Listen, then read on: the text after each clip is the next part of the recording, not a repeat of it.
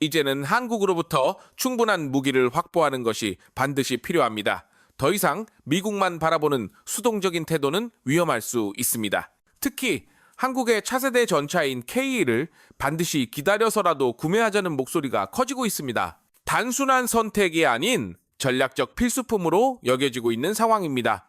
최근 발생한 태국과 캄보디아 간의 무력 충돌은 한국산 무기의 위력을 실전에서 입증해주는 결정적인 계기가 되었습니다. 이에 따라 태국 내에서는 K 전차 도입을 서둘러야 한다는 여론이 급속도로 확산되고 있으며 주변 동남아 국가들 역시 한국산 무기를 단 하루라도 빨리 주문해야 한다는 조급한 분위기를 감추지 않고 있습니다. 태국은 한국에서 도입한 T-50 TH 전술 인문기를 FA-50 블록 10 경전투기로 개조하여 캄보디아의 고지타로 작전에 투입했고 이 작전에서 놀라운 전과를 거두었습니다. 공중에서만 활약한 것이 아닙니다. 태국 해군 역시 한국에서 도입한 최신형 함정인 푸미폰 아두냐토남을 작전에 투입하여 캄보디아 해군의 움직임을 철저히 봉쇄하는 데 성공했습니다. FA-50과 F-16에 장착되어 사용된 한국산 정밀 유도 폭탄 KGG 역시 강력한 위력을 과시했습니다. 태국은 공군과 해군 부문에서 한국산 무기의 성능을 극찬하고 있지만 안타깝게도 육군은 사정이 달랐습니다. 중국산 VT-4 전차가 잇따라 오작동 및 자폭 사태를 일으키면서 전력에 큰 구멍이 생겨난 것입니다. 이러한 상황에서 태국 내에서는 전차뿐 아니라 장갑차, 자주포까지 포함한 육군 전력을 한국산 무기로 전면 교체하자는 목소리가 급부상하고 있습니다. 태국뿐만 아니라 동남아 여러 국가는 그동안 중국의 저가 무기와 로비에 흔들려 중국산 무기를 도입해왔지만 이번 전쟁을 계기로 그 선택이 얼마나 치명적인 실수였는지 뼈저리게 느꼈다는 평가입니다.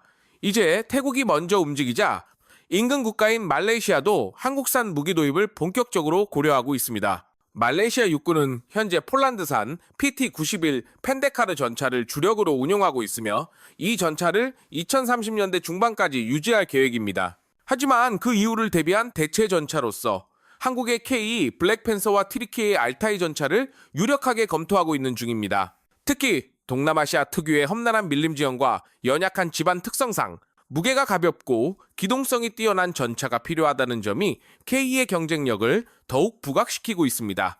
K는 55톤급의 비교적 가벼운 무게와 함께 수압식 현수 장치를 활용한 능동적인 자세 제어 기능을 갖추고 있습니다.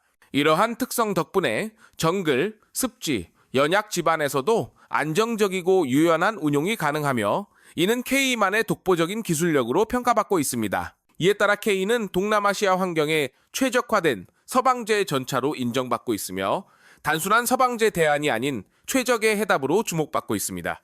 한편 튀르키예의 알타이 전차도 K와 유사한 외형을 갖고 있어 비교 대상이 되고 있습니다. 알타이는 K의 기술을 기반으로 이전받아 개발된 형제 전차지만 본질적인 차이가 분명 존재합니다. 특히 튀르키예는 같은 이슬람 문화권 국가들과의 유대감을 바탕으로 공격적인 마케팅을 펼치고 있으며 기술 이전과 현지 생산 등 파격적인 조건을 제시할 가능성도 높습니다. 이런 문화 정치적 요소는 때론 성능 못지않게 중요한 요인으로 작용할 수 있습니다.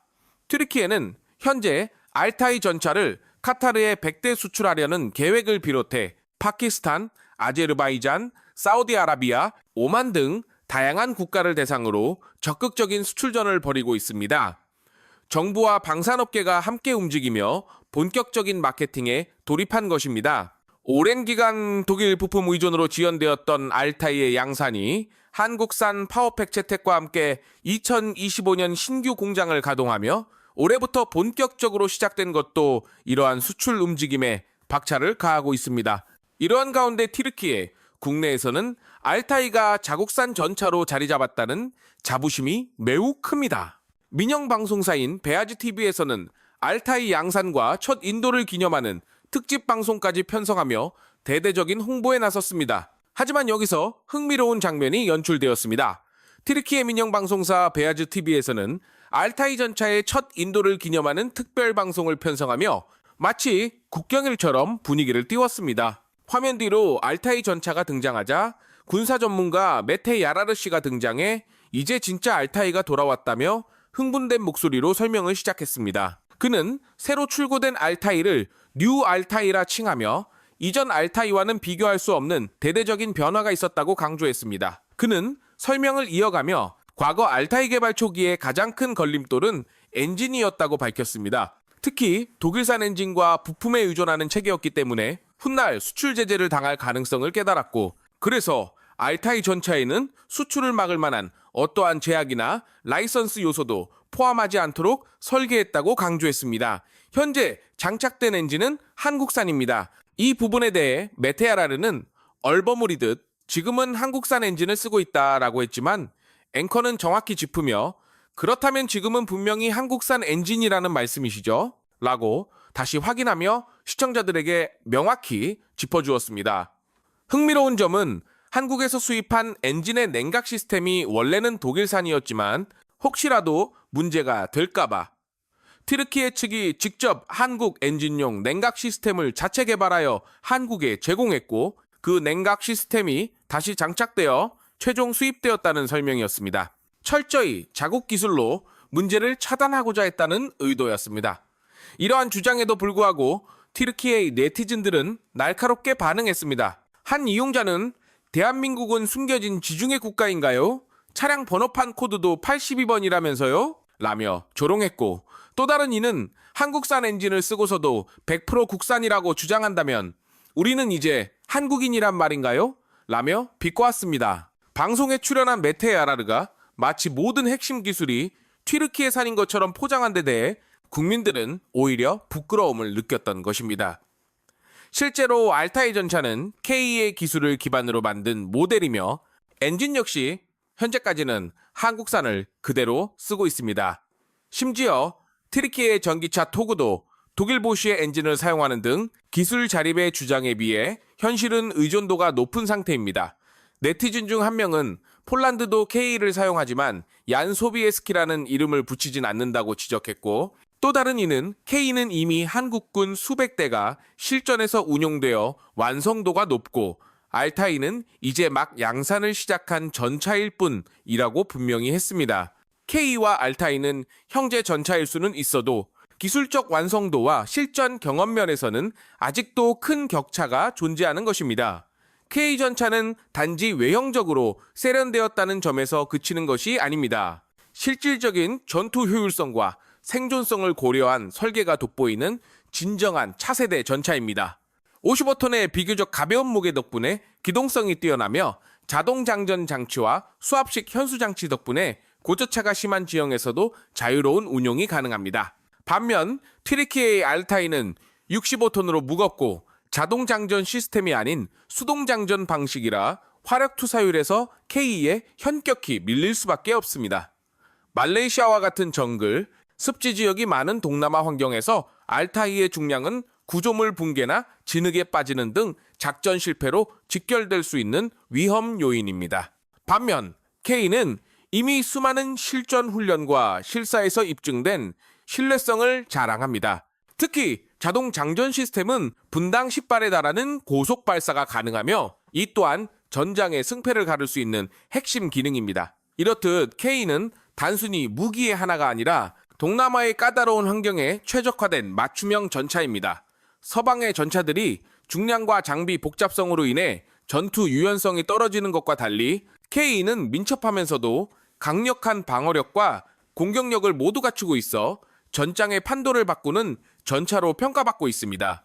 더불어 최근에는 K 전차의 상부 포탑에 장착된 새로운 드론 방어 케이지가 주목을 받고 있습니다. 이 케이지는 용접된 금속 프레임과 메쉬 패널로 구성된 직사각형 구조물로 FPV 드론이나 자폭 드론의 공격을 상부에서 차단하거나 조기 폭발을 유도하도록 설계되었습니다. 중요한 점은 이 케이지가 포탑 회전이나 포신의 상하각도 조절, 자동 장전 시스템 작동에 전혀 방해되지 않도록 설계되었다는 것입니다. 이는 단순한 방어 장비를 넘어 전차의 전체 성능과 연계된 정교한 기술입니다. K는 기동성과 화력, 방어력의 균형은 물론 신속한 개량과 업그레이드를 통한 전장 적응력까지 확보한 진정한 미래형 전차입니다. 이와 같은 설계 철학과 실전 운용성은 현재 K의 기술을 참고만한 알타이와는 차원이 다른 수준임을 보여주는 대목입니다. 최근 유럽에서도 한국산 무기에 대한 관심이 폭발적으로 늘어나고 있습니다. 특히 러시아, 우크라이나 전쟁을 겪으며 전차의 생존성과 드론 대응 능력이 새롭게 조명받고 있는 상황에서 K 전차는 유럽의 기존 전차들과 차별화된 해답으로 주목받고 있습니다. 대표적인 예가 독일의 레오파르트 EA8입니다. 70톤에 가까운 중량을 자랑하지만 그 무게는 유럽 전장에서조차 기동성을 떨어뜨리는 문제점으로 지적되고 있습니다. 게다가 FPV 드론이나 자폭 드론과 같은 위협이 현실화된 지금 레오파르트의 상부 방어력은 충분하지 않다는 비판이 이어지고 있습니다. 심지어 가격은 대당 2,900만 유로, 한화 약 430억 원으로 책정되어 있어 전장에서 드론 하나에 날아갈 수 있다는 우려가 나올 정도입니다. 독일 내부에서도 너무 무겁고 너무 비싸며 너무 늦게 나왔다는 비판이 제기되고 있는 실정입니다. 반면 폴란드는 과감한 결단으로 K 전차를 대거 도입하며 한국과의 방산 협력을 강화하고 있습니다. 1차 물량을 빠르게 확보한 데 이어 KPL이라는 개량형 모델을 통해 능동방어 시스템이 강화된 새로운 전차를 공동 개발하고 있는 상황입니다. 드래곤이 14훈련에서 K는 떼찌대와 거친 지형을 거뜬히 돌파한 반면 레오파르트는 종종 진흙탕에 빠져 움직이지 못하는 모습이 포착되었습니다. 폴란드 네티즌들은 K를 단순히 레오파르트의 저렴한 대안으로 보지 말라, K는 오히려 한 세대 앞선 전차이며 미래의 기준이 될 것이라며 극찬했습니다. 무게는 가볍지만 최신 능동방어 시스템으로 보완되며 자동 장전과 기동성은 물론 연약 지반에서도 생존성이 높은 것이 강점입니다. K는 미래고 레오파르트는 냉전의 유산이라는 평가가 나올 정도입니다.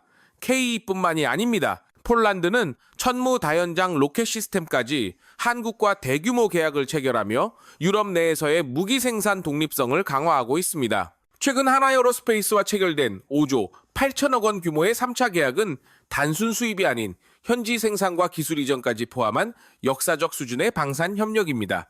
이 계약으로 인해 폴란드는 단순한 무기 구매국이 아닌 제조국의 위상을 얻게 되었고, 고르지프에 건설되는 천무 미사일 생산 공장은 수백 명의 고용 창출과 함께 유럽 전역을 겨냥한 수출 거점으로 발전하게 될 것입니다. 폴란드의 고르지프시는 이제 단순한 산업, 도시가 아닙니다. 자동차와 전자산업으로 성장해온 이 도시는 이제 유럽 최대 규모의 로켓 생산 공장을 유치하며 방산도시로 새롭게 떠오르고 있습니다. 무엇보다 이 공장의 최대 장점은 독일 국경에서 불과 10km 떨어진 지리적 이점과 유럽 전역을 연결하는 고속도로 및 철도망의 존재입니다. 이는 하나 에어로스페이스와 폴란드 정부가 선택한 최적의 입지 조건이었으며 유럽 시장을 본격 공략하기 위한 전략적 거점이 된 것입니다. 고르지프의 보이치키 시장은 이 공장을 황금열차에 비유하며 자부심을 드러냈습니다. 그는 이 프로젝트는 고르지프시뿐만 아니라 루브슈주 전체에 있어 수십 년 만의 최대 성과라고 강조했으며, 이 투자는 단순한 일자리 창출이 아닌 교육과 기술력, 지역 경제 전반을 변화시킬 기회라고 밝혔습니다. 실제로 고르지프의 대학과 직업교육센터는 이 방산 프로젝트와 연계된 맞춤형 인재 양성에 나설 계획이며, 이는 단순한 공장 하나의 의미를 뛰어넘어 폴란드 방산 산업의 체질을 바꾸는 계기로 평가되고 있습니다. 유럽연합이 최근 창설한 236조 원 규모의 유럽 재무장 펀드는 원칙적으로 유럽 내에서 생산된 무기 도입에 보조금을 주는 정책을 시행하고 있습니다. 독일과 프랑스는 이 기금을 통해 자국 산업을 보호하고 한국과 같은 역외 국가들의 진입을 차단하려 하고 있습니다. 하지만 폴란드는 여기에 정면으로 맞서며 한국산 무기를 자국 내에서 생산함으로써 메이드 인 폴란드라는 유럽산 타이틀을 확보하게 되었습니다. 이 덕분에 에스토니아는 약 5,200억 원 규모의 천무 도입 계약을 체결하며 전시에 신속한 무기 공급과 기술 지원이 가능한 이점을 높이 평가했습니다. 특히 국경을 맞댄 폴란드 고르지프에서 직접 미사일을 공급받을 수 있다는 점은 러시아와 최전방에 위치한 에스토니아에겐 생존과 직결되는 전략적 결정이었습니다. 이제 리투아니아와 라트비아 등 발트 3국 전체가 천무 도입을 고려 중이며, 북유럽의 노르웨이까지도 정밀 타격 능력 강화를 위해 한국산 무기 도입을 본격적으로 검토하고 있습니다. 고르지프 공장은 이들 국가에게 하이마스의 확실한 대안이자 안정적인 무기 공급처로 자리매김하게 될 것입니다. 루마니아 역시 K9 자주포와 K10 탄약차 도입에 이어 한국과의 협력으로 유럽 내 또 다른 방산 생산 거점을 준비 중입니다. 이는 단지 폴란드만의 성공이 아니라 한국 방산업체들의 유럽 현지화 전략이 실질적인 성과로 나타나고 있다는 것을 보여줍니다. 사우디아라비아나 UAE와 같은 국가들이 방산 국산화에 힘을 쏟고 있는 가운데 폴란드는 한국과의 협력으로 이미 이상적인 모델을 구현해냈다는 평가도 나오고 있습니다. 기술 이전 플러스 현지 생산 플러스 글로벌 수출 기지라는 삼박자를 동시에 이루어낸 사례는 이제 다른 국가들에게도 매력적인 벤치마크로 떠오르고 있습니다. 국내의 한 네티즌은 현지 생산 기지는 유사시 우리의 해외 군수 공장이 될 수 있다며 이런 전략적 투자에 자부심을 드러냈습니다. 인도네시아와 같은 국가의 미온적인 태도와 비교하며 이제 형제의 나라는 폴란드라고 평가하는 분위기도 심심찮게 보이고 있습니다. 심지어 100대 주문하면 한 대 쿠폰으로 공짜로 줘도 되겠다는 우스갯소리마저 나오는 이유는 그만큼 한국과 폴란드의 방산 동맹이 공고하고 상호 신뢰가 깊다는 방증입니다.